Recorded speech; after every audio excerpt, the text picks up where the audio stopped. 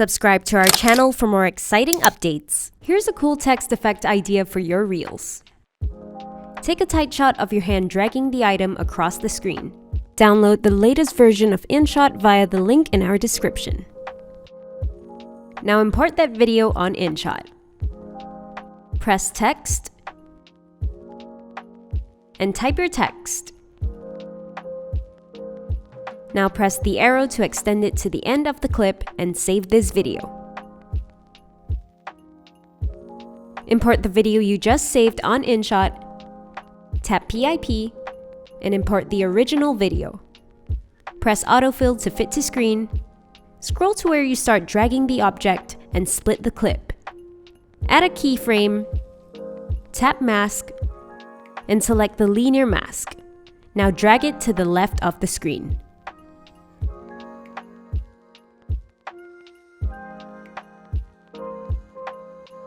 Keep adjusting the mask as you go,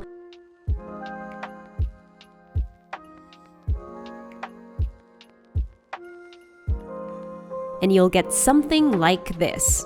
Will you try this text effect?